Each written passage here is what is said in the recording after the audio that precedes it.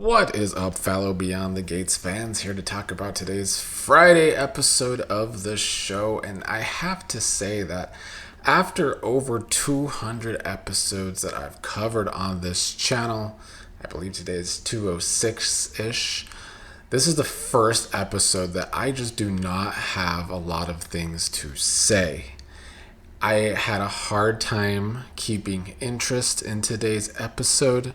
It's just too much cancer story.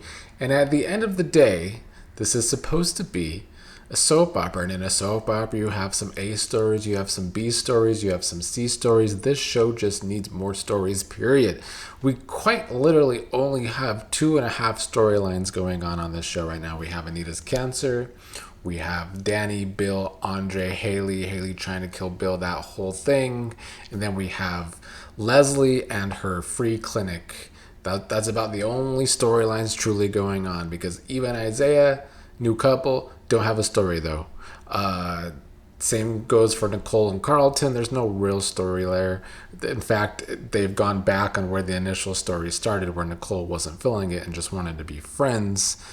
And so even though the Leslie storyline should get more interesting because we brought in Joey, we have Marcel involved in that, I think the show needs more stories to balance out this cancer storyline. And today's episode, I can appreciate the good parts about it. Like Anita actually having her first chemotherapy was probably the best well done part of today's episode. Anita also continues to try and be super strong for her family. That's definitely the way they've been taking the Anita character during this storyline.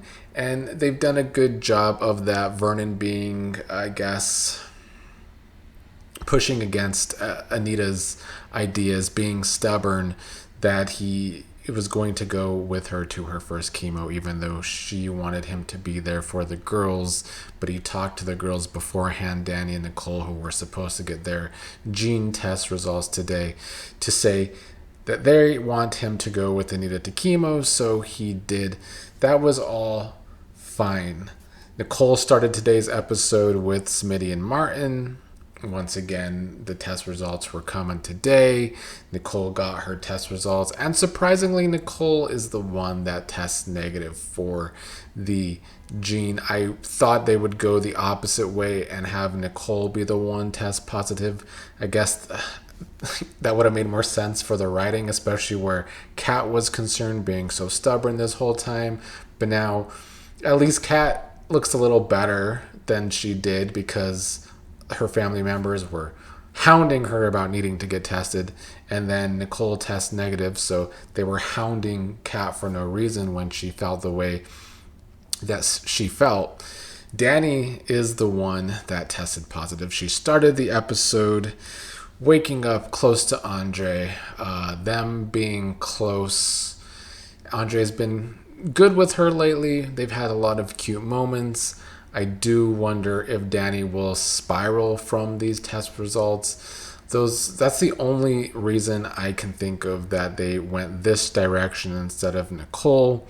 I thought the Nicole direction would have been able to tie into the possible Kat storyline that they seem to be pushing, that she might not end up a Dupree.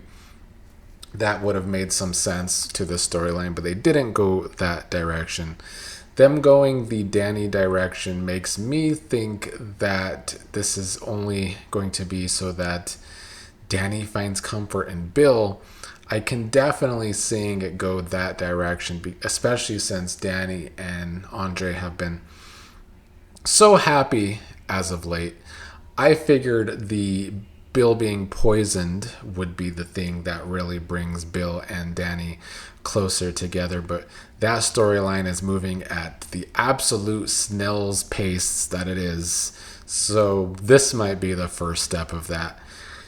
Maybe Dani won't spiral though. Maybe Andre will continue to be able to be her rock. That could be a different direction, but at that same time, this show does need more drama. I talked about this yesterday that I feel like we need some messiness. Someone in the comments thought, I mean, it needs to be like Days of Our Lives and people need to be not really dead and come back from the dead, although I would like to see Doug actually not be dead. I think it would help the Vanessa character and help the Vanessa and Joey storyline if Doug was really still alive. But that's not what I mean when I say that I need this show to have more messy drama. I just think characters can be doing messier things. I think there could be more scandals going on. And most importantly to me, I think these budding relationships need some actual hurdles for them. Like Isaiah and Eva just get together and now where's the hurdle? It was the same thing for Chelsea and Madison. Their love story moved so quickly and there was no like real drama in between. I think a lot of the couples on the show need more of that. But like I said at the beginning of this video, I just think the show needs more storylines in general. This is probably going to be my shortest Beyond the Gates video ever because I'm pretty much already out of things to talk about. So, yeah, Jacob and Naomi were on today. They had a gym session. I mean, I can also complain about the Jacob and Naomi storyline because I feel as though their couples counseling is taking place off screen. Another problem this show has had as of late is so much shit happening off screen. This is another thing. And I'm not saying that I would really like to see more Naomi and Jacob scenes because I wouldn't, because they're pretty boring. But if they're going to try to make us care about the problems they've been having as a couple, then I think we should also see their couples counseling. I think it actually could help us as viewers understand them more. Chelsea and Kat made up at the beginning of today's episode after Kat had been acting out the past several episodes. Kat did apologize for probably being a total bitch and not going to Anita's party the day before, but she says she couldn't face it. They did talk about how it could all be good news if their moms don't test positive, and it is good news for Kat, but not so good news for Chelsea and Naomi, who will also have to have their gene test to see if they have all of this going on. Kat later also did apologize to Nicole for all of the arguing she did over the gene testing. Even though, as I said earlier, Kat was kind of more in the right here. Everybody was hounding her when she doesn't even need to get tested. But she also has been acting immature in the very Kat way that Kat usually does act. So that is where everything stands. Andre does not know that Dani tested positive yet because he left his phone at home at Dani's today when she tried to call him. The phone rang in the same room. So Andre is yet to find out. We'll see how Andre deals with this and helps Dani. The episode ended with Nicole being there to comfort Dani, who was crying in bed, obviously feeling scared from this gene test results. And yeah, that was kind of our heavy cancer week of Beyond the Gates. I hope we can get more storylines, and it does seem as though there's going to be a lot of Leslie, Joey, Marcel, and Bill next week, which is much needed. Let's get into some other stories. Let's get our villains having better motivations and giving us some exciting storylines. I don't think I could take another episode fully dedicated just to the cancer storyline. Next week is the last week I'm giving this show to give us that, because if beyond next week we get an episode dedicated just to the cancer storyline, I don't think I will be watching that episode, and I will be skipping that day of reviewing.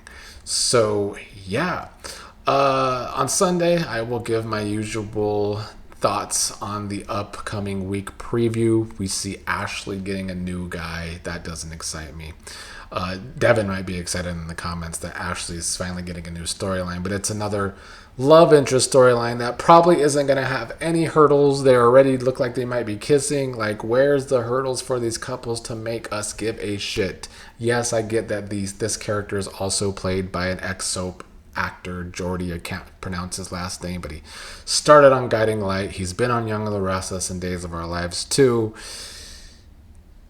I'm not excited for his character because he's going to be involved with Ashley, but we'll see how it goes. But I'll give all of my thoughts on that come Sunday. Here's hoping for a more entertaining week of Beyond the Gates next week. And I do want to say, like, I get that they're doing this cancer storyline. They're trying to hit all of the beats of this cancer storyline. They've done good with the Anita and Vernon part of the cancer storyline. But as I said, at the end of the day, this is a soap opera, and we're supposed to have B storylines and C storylines to go along with whatever main storyline they're pushing, and that's definitely been lacking these past couple of weeks.